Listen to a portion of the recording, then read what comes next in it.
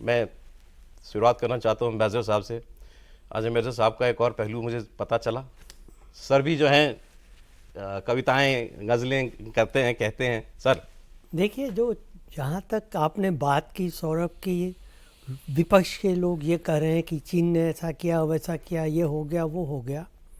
मुझे उस पर बस किसी का एक शेर याद आता है जो कि बहुत ही इस मामले में बड़ा मौजू है। वो ज़ब्र भी देखा है तारीख़ की नज़रों ने, तारीख़ मतलब इतिहास।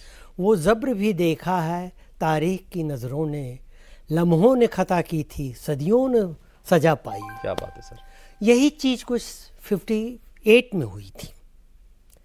58 में जो हुआ था वो ये था कि हमारी एम्बेसी जो बीजिंग में है, उन्होंने एक गोपनीय रिपोर्ट भेजी विदेश मंत्री को। हर एम्बेसी से हर महीने जाती है, उसको एमआरई कहते हैं, मंथली रिकॉर्ड ऑफ इवेंट। गोपनीय होती है कि क्या हो रहा है, क्या होने वाला, एक तरह से आकलन होता है। जी सर। वो भेजी गई और उसमें साफ साफ बताया गया कि चीन की नज़र हमारे क्षेत्रों पर है। लद्दाख और उस पर नेफा तब बोला जाता था। हमारी एम्बेसी ने रिपोर्ट भेजी थी। हमारी एम्बेसी ने रिपोर्ट भेजी थी।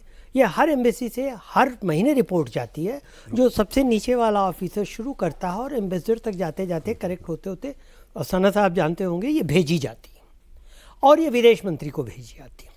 विदेश मंत्री को भेजी गई।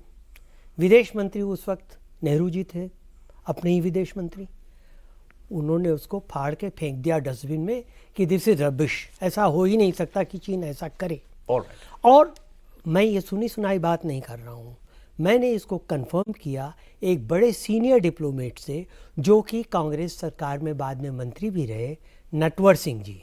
नटवर सिंह जी उस वक्त बीजिंग में पोस्टेड थे, हमारे एक्स फॉरेन मिनिस्टर जी। और उन्होंने ये कंफर्म किया। मैंने जब उनसे पूछा, एक हमारे एसोसिएशन ऑफ इंडियन डिप्लोमेट्स की मीटिंग में ओवर लंच, मैंने कहा सर मैं तो बहुत जूनियर हूँ, आप बताइए ये कहा जाता है। वो मुस्कुराए, उन्होंने कहा ये सही है। तो तब से और 62 तक हमारी सरकार जो है वो काला चश्मा पहने रही। 62 में जब चीन ने ये कर दिया, उसके बाद हमारी नींद खुली, लेकिन तब तक काफ़ी देर हो चुकी थी। और 62 से लेकर अब तक चीन वहाँ बैठा हुआ है। जो एलओसी कही जाती थी पहले, उसको पार करके चीन ने जो हमारा 22,000 स्क्वायर माइल लिया था, जिसमें ये कहा जाता है, रिकॉर्ड में है कि पंडित नेहरू ने कहा कि not a single blade of grass grows on that area, in that area.